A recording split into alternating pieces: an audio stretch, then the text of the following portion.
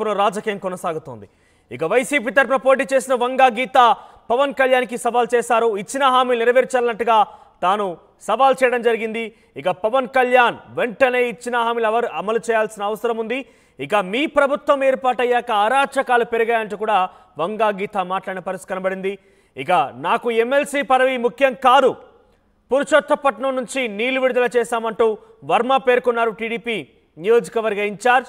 ఇక పవన్ ఇచ్చిన హామీలకు కట్టుబడి ఉన్నామంటూ మాటలు పెట్టుకునేందుకే ఇంటి స్థలాన్ని కొన్నారంటున్నారు శ్రీనివాసరావు జనసేన నియోజకవర్గ ఇన్ఛార్జ్ మర్రెడ్డి శ్రీనివాసరావు పేర్కొనడం జరిగింది.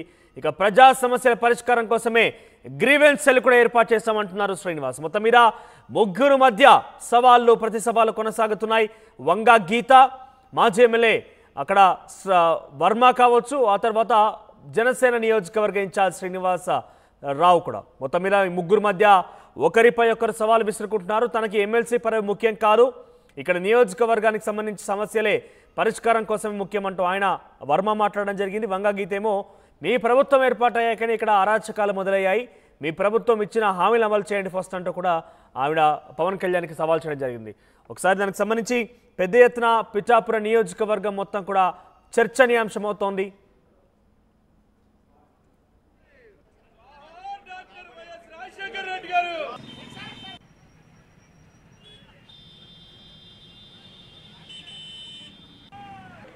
ఇక ఒకరిపై ఒకరు సవాళ్లు ప్రతి సవాళ్ల మధ్య పిఠాపురం రాజకీయం మొత్తంగా వేడెక్కింది. వంగా గీత ముందు హామీలు నెరవేర్చండి, మీ ప్రభుత్వం వచ్చాకే ఇక్కడ అరాచకాలు మొదలయ్యాయంటూ మాట్లాడిన మాటలకు గాను కౌంటర్గా ఇటు టీడీపీ ఇన్ఛార్జ్, జనసేన ఇన్ఛార్జ్ వర్మ మరియు శ్రీనివాసరావులు కౌంటర్ అటాక్ కూడా చేస్తున్న పరిస్థితి కనబడుతుంది. వీరంతా కూడా ఆర్టీతో ఎక్స్క్లూజివ్గా మాట్లాడారు, అదేంటో చూద్దాం. దివంగత నేత డాక్టర్ వైఎస్ఆర్ జయంతి వేడుకలు ఈరోజు మొత్తం ఉమ్మడి తూర్పుగోదావరి జిల్లా వ్యాప్తంగా కూడా ఘనంగా నిర్వహిస్తున్నారు వైఎస్ఆర్పీ శ్రేణులు. అలాగే ముఖ్యంగా పిఠాపురం నియోజకవర్గంలో కూడా వైఎస్ఆర్ జయంతి వేడుకలు ఘనంగా నిర్వహిస్తున్నారు. అలాగే కాకినాడ మాజీ ఎంపీ, అలాగే పిఠాపురం వైసీపీ అభ్యర్థులు ఎవరైనా వంగా గీత వేస్తున్నారు ఆధ్వర్యంలో భారీ ఎత్తున ఇక్కడ వైఎస్ఆర్ జన్మదిన వేడుకలు అయితే జరుగుతారు. మాట్లాడే ప్రయత్నం చేద్దాం. మేడం చెప్పండి, వైఎస్ఆర్ 75వ జన్మదిన వేడుకలు ఏ విధంగా నిర్వహించారు, కార్యకర్తలను ఏ విధంగా పాల్గొన్నారు? ఈరోజు మహానేత ప్రజల హృదయాల్లో ఒక సుస్థిరమైన స్థానాన్ని సంపాదించుకున్న వైఎస్ రాజశేఖర రెడ్డి గారి 75వ జయంతి సందర్భంగా రాష్ట్ర వ్యాప్తంగా అందరూ కూడా ఘనమైన నివాళులు అర్పించడం జరుగుతుంది. ప్రజల హృదయాల్లో సుస్థిరమైన స్థానాన్ని సంపాదించుకున్న వ్యక్తి వైఎస్ రాజశేఖర రెడ్డి గారు. ఎంతకాలం పరిపాలించామనేది కాదు, ప్రజలకి ఎంతగా చేరువయ్యామో, ప్రజలకి ఎంత మేలు చేశామనేది ముఖ్యమైనది. అలా చెప్పుకోవాల్సి వస్తే ఫస్ట్ వైఎస్ రాజశేఖర రెడ్డి గారిని చెప్పుకోవచ్చు. ఎందుచేతనంటే ఈరోజు పోలవరం గురించి అందరూ చర్చించుకుంటున్నారన్న, రైతాంగానికి బహుళార్థ సాధక ప్రాజెక్టు ఈరోజు బతికుందన్న వైఎస్ రాజశేఖర రెడ్డి గారి పుణ్యమే. ఆ రోజు కాలువలు తవ్వించి దాన్ని ఒక రూపాన్ని తీసుకుని రావటం జరిగింది. అంతేకాకుండా పరిపాలన అన్ని రంగాలుగా చేస్తూ ముఖ్యంగా రైతాంగానికి ఆయన చేసిన మేలు, రైతాంగం అందరూ కూడా రాజశేఖర రెడ్డి గారంటే ఎవరో కాదు, మా వ్యక్తి, మా కుటుంబ సభ్యుడు, మా నేత అని చెప్పి అందరూ హృదయాల్లో పెంచుకున్నారు. అంతేకాకుండా పేదవాడికి పరిపాలన అంటే పేదవాడికి చేరువుగా ఉండాలి, పేదవాడికి అందుబాటులో ఉండాలి, పేదలు ఇది మా ప్రభుత్వం అని ఫీల్ అవ్వాలి అనే విధంగా ఆయన మరి అప్పటి వరకు లేనిది 3 విషయాలు ముఖ్యంగా చెప్పుకోవచ్చు. ఒకటి, ఎంచి పెన్షన్లు ఇచ్చే కార్యక్రమం, ఎంచి సంక్షేమ కార్యక్రమాలు ఇచ్చే కార్యక్రమం ఉండేది. కానీ రాజశేఖర రెడ్డి గారు వచ్చిన తర్వాత మాత్రమే సాచ్యురేషన్ అందరికీ ఇవ్వాలి, ఎంతమంది ఉంటే ఆఖరి వ్యక్తి వరకు కూడా ఇవ్వాలని సంక్షేమ పథకాలు అందరికీ కూడా అర్హులైన అందరికీ ఇప్పించిన వ్యక్తి. రెండవది ఫీజు రీఎంబర్స్మెంట్. పేదవాడు నేను చదువుకోలేకపోతున్నాను, నాకు ప్రతిభ ఉంది, నేను చదువుకోవాలి అనుకుంటే ఫీజులు కట్టలేక ప్రభుత్వ పాఠశాలలో, ప్రభుత్వ కాలేజీల్లో సీట్లు లేక ఇబ్బంది పడేవారు. అలా కాకుండా మరి కాలేజీలో, ప్రైవేట్ కాలేజీల్లో కూడా చదువుకునే విధంగా అవకాశం కల్పించడం జరిగింది ఫీజు రీఎంబర్స్మెంట్. అంతేకాకుండా రెండవది విద్య, వైద్యానికి పేద ప్రజలు ఎంతో ఇబ్బంది పడేవారు. ప్రభుత్వ హాస్పిటల్లో మందులు లేవు, డాక్టర్లు లేవు, ప్రైవేట్ హాస్పిటల్కి వెళ్ళాలి అంటే ఇబ్బందికర పరిస్థితులు. అలాంటి పరిస్థితుల నుంచి ఆరోగ్యశ్రీని పెట్టి, ఆరోగ్యశ్రీ ద్వారా అంబులెన్స్ని పెట్టి, అది అడవి ప్రాంతమైనా, కొండ ప్రాంతమైనా, సముద్ర తీరమైనా, ఎక్కడికైనా సరే ఫోన్ కొడితే అంబులెన్స్ వచ్చే విధంగా పేషెంట్స్ని తీసుకొచ్చే విధంగా చేయటం మాత్రమే కాకుండా ఎవరైనా కానీ సూపర్ స్పెషాలిటీ హాస్పిటల్లో కూడా వైద్యం చేయించుకోవడానికి అవకాశం ఇచ్చింది.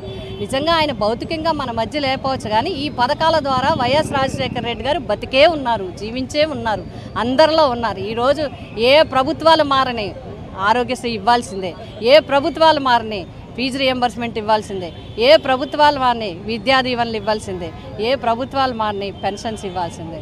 ఆయన అడుగుజాడల్లో నడిచింది వైఎస్ జగన్మోహన్ రెడ్డి గారు. ఎందుకు అంటే ఈరోజు పేదవాడి ముంగిటికి, పేదవాడి చేతికి పెన్షన్ అందించే కార్యక్రమం భారతదేశం మొత్తం మీద వైఎస్ రాజశేఖర రెడ్డి గారు పెట్టిన కార్యక్రమాన్ని పొడిగింపు చేస్తూ జగన్ గారు పెట్టడం జరిగింది. ఈరోజు పెన్షన్లు ఇంటికెళ్ళి ఇస్తున్నారు అంటే, ఇంటికెళ్ళి చేతికి అందిస్తున్నారంటే అది వైఎస్ జగన్మోహన్ రెడ్డి గారు చేసిన కార్యక్రమం. కాబట్టి ప్రజలకి చేరువుగా ఉన్న ప్రభుత్వము వైఎస్ఆర్సీపీ ప్రభుత్వాన్నిగా చేయడం జరిగింది. ఈరోజు రాష్ట్ర వ్యాప్తంగా ఘనమైన నివాళులు అర్పిస్తున్నాం. ఈరోజు మా జడ్పీటీసీలు, ఎంపీపీలు, చైర్మన్లు, కౌన్సిలర్లు, ఎంపీటీసీలు, సర్పంచ్లు, అంతేకాకుండా పార్టీ యంత్రాంగం అంతా కూడా ఈరోజు ఇక్కడికి అందరూ కూడా అన్ని గ్రామాల్లో చేసుకుని, మండల హెడ్ క్వార్టర్స్లో చేసుకుని, ఈరోజు మన పిఠాపురం మున్సిపాలిటీ హెడ్ క్వార్టర్స్లో అందరూ కూడా చేయడం జరిగింది. ఇంకా 2-3 విగ్రహాల దగ్గర అక్కడ కూడా నివాళులు అర్పించిన తర్వాత హాస్పిటల్లో ఫ్రూట్స్, బ్రెడ్ అన్నీ కూడా పేషెంట్స్కి ఇచ్చి అక్కడి నుంచి కార్యక్రమాన్ని కోర్పిస్తాం. ప్రధానంగా చూసుకుంటే పిఠాపురం ఎంతో హాట్ టాపిక్గా మారింది. పవన్ కళ్యాణ్ కూడా ఇక్కడ పోటీ చేయడంతో, అదే కాకుండా కూటమి ప్రభుత్వం ఏర్పడింది. ఇక్కడ పరిణామాలు చూస్తే ప్రభుత్వ పాలన ఏ విధంగా ఉందనుకుని భావిస్తున్నారు? అంటే ఒక విధంగా ప్రభుత్వ పాలన ఎలాగుంది అనేది చెప్పాలంటే కొంచెం టైం పడుతుంది. ఎందుకంటే 1 మంతే అయింది. మొట్టమొదటి కార్యక్రమం పెన్షన్లు ఇచ్చే కార్యక్రమం, పెన్షన్లు ఇవ్వటం అనే కార్యక్రమం జరిగింది. అయితే అక్కడక్కడ వినిపిస్తున్నాయి ఏరువేత కార్యక్రమం ఉంటుందని. దానివల్ల ప్రజలకి చాలా ఇబ్బంది కలుగుతుంది. మేమేమంటున్నామంటే అర్హులైన వారందరికీ, ఎందుకంటే ఎన్నో విషయాల్లో పరిశీలించిన తర్వాత ఇన్ని లక్షల మందికి పెన్షన్లు ఇవ్వటం జరుగుతుంది. మళ్ళీ ఏరువేత కార్యక్రమాలు మొదలుపెట్టి ప్రజలను ఎవరిని ఇబ్బంది పెట్టద్దు, నిరుపాధుల్ని వీధిని పడేయకుండా చూడాలనేది మా విజ్ఞప్తి. అది ఎంతవరకు నిజమో మాకు తెలియదు, వినిపిస్తున్నది మాత్రం బయటపిస్తుంది. ప్రజల తరపున మేము చెప్తున్నాం చెయ్యొద్దు లేకుండా ఇవ్వగలిగామని చెప్పేసి వాళ్ళు చెప్తున్న వాదన, దాన్ని ఎలా చూడాలి? అంటే మొదటి నెలలో ఎవరైనా పళ్ళ బిగువన పెట్టి చేయొచ్చు అంటారు, చేసి ఉండొచ్చు. మరి వాలంటీర్ల గురించి మీరు ప్రస్తావించారు కాబట్టి నేను చెప్తాను. వాలంటీర్ల గురించి 3 మాటలు వచ్చాయి. ముందు వాలంటీర్లు అందరూ దొంగలు, కిడ్నాప్ చేసేవాళ్ళని అన్నారు.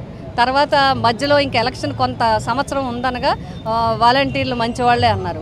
ఎలక్షన్ దగ్గరికి వచ్చిందని వాలంటీర్లు అంత సర్వీస్ చేసేవాళ్ళు లేరు, వాలంటీర్లు మేము కంటిన్యూ చేస్తాం, ఎంతమంది ఉంటే అంతమందికి మేము మళ్ళీ ఉద్యోగం ఇస్తాం, 10,000 మీకు హానరోరియం కూడా 10,000 ఇస్తామని చెప్పి ఈరోజు వాలంటీర్లు అక్కర్లేదు అనే మాట ఎలక్షన్ దాటిన తర్వాత చెప్తున్నారంటే వాలంటీర్లను ఒట్టిగా వదిలేస్తారా, వాలంటీర్లను ఉపయోగించుకుంటారా ఏంటి అనేది మనం వేచి చూడాల్సిన అవసరం ఉంది. ప్రధానంగా చూసుకుంటే ఏదైతే వైసీపీపై దాడులు జరుగుతున్నాయని ప్రధానంగా ఆ వైసీపీ నాయకులు మీరందరూ కూడా ఆరోపిస్తున్నారు, దీన్ని ఎలా చూడాలంటారు? అంటే ఎప్పుడు కూడా మంచి విధానం మంచిది కాదు. గతంలో కూడా మనం చూసాం. ఇంచుమించుగా 2014 తర్వాత మన రాష్ట్రం ఏర్పడిన తర్వాత ఈ రకమైన వాతావరణం కొద్దిగా వచ్చింది.